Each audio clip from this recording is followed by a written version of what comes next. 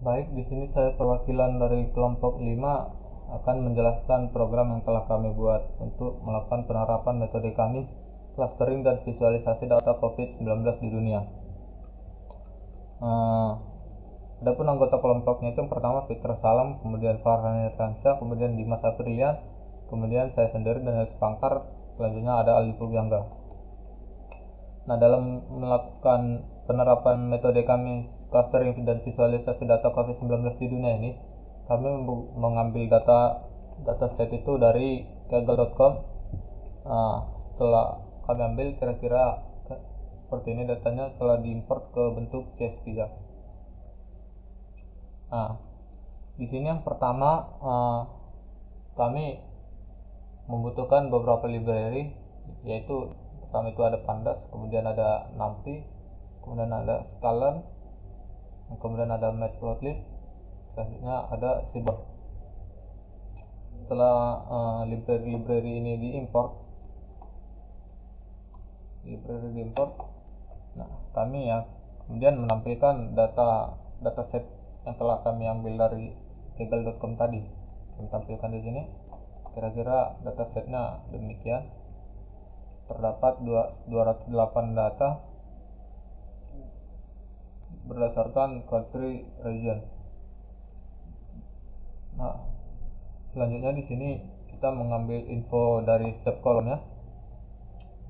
Itu bisa kita melakukan pemilihan yang akan kita olah datanya seperti itu kira-kira.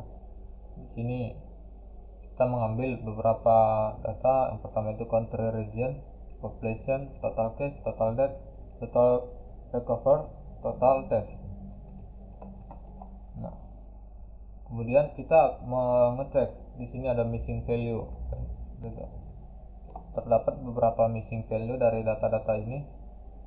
Nah, untuk mengatasi missing value ini kita bisa menggunakan berbagai cara yaitu salah satunya membuang nilai pada atribut itu seperti itu. Nah, untuk membuang itu kita bisa menggunakan ini dua drop in place true. Nah, kalau kita pakai in place false, ini yang muncul itu uh, data itu sendiri seperti itu. Kita menggunakan true untuk membuang. Kira-kira seperti itu, datanya sudah dibuang. Nah, selanjutnya kami membatasi di sini yang kami olah itu total case-nya lebih dari 1000 kasus ya. Di sini kita mendapati misalnya data pada monsterat ini ada 13 total kasus seperti itu. Nah, di sini kami membatasinya pada 1000 kasus atau lebih. Nah, kira-kira seperti itu. Kemudian setelah itu masuk ke tahap ini untuk data tersebut belum memiliki skala nilai. Nah, untuk membuat skala nilainya kita menggunakan min max color ya. Ya, di sini pada min max color ini kami drop terlebih dahulu country atau region ini karena kita lihat di sini tipe data country atau region ini adalah objek. Nah, sedangkan yang akan diolah di kami sini yang bisa diolah itu hanya integer dan float seperti itu. Nah, setelah dilakukan min max skala min max-nya didapati hasilnya kira-kira seperti ini. Nah, selanjutnya kita membuatnya ke dalam data frame. Setelah dimasukin ke data frame, nah, kira-kira seperti ini data frame-nya. Nah, kemudian setelah kita mendapati data frame-nya, kita mengelompokkannya berdasarkan karakteristiknya seperti itu. Nah, pada ini pertama sekali kita menghitung skornya. Tujuannya untuk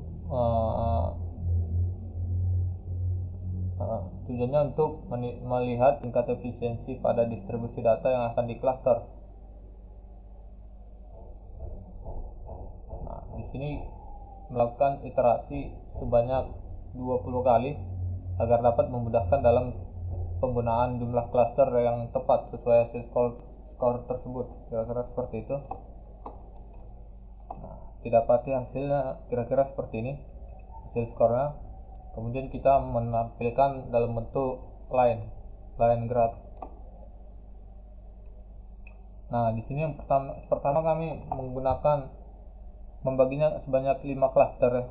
Awalnya kami membaginya sebanyak 5 cluster. Nah, kira-kira seperti ini datanya setelah dibagi ke dalam 5 cluster. Nah, di sini kami menambahkan uh, uh, label cluster untuk sebagai penentu dia ada di cluster berapa, seperti itu kira-kira. Nah, tapi setelah kami buat ke dalam histogram, terdapat beberapa cluster yang memiliki value sama, value-nya 1, kira-kira seperti itu. Nah, kemudian karena di sini kami bisa melihat ternyata bisa dibuat ke dalam 3 cluster, kira-kira seperti itu. Nah, selanjutnya kami di sini membaginya menjadi 3 cluster akhirnya. Setelah dibuat ke bentuk histogramnya, kita dapati value-nya seperti ini kira-kira dalam visualisasi histogramnya. Nah, kemudian selanjutnya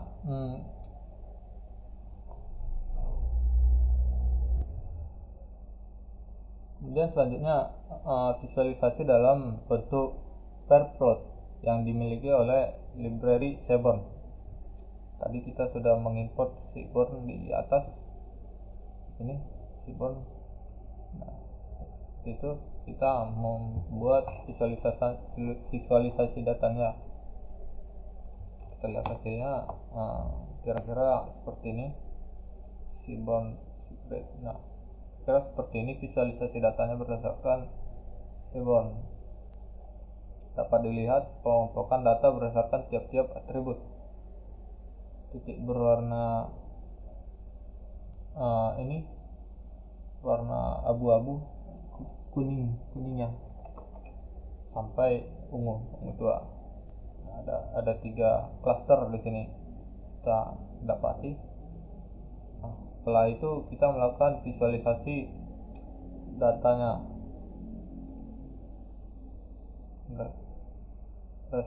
menggunakan scatter plot. Ini ada 3 cluster, kira-kira seperti ini visualisasi datanya berdasarkan total recover dan total death-nya. Mungkin sekian penjelasan program yang telah kami buat, kurang lebihnya saya minta maaf. Terima kasih.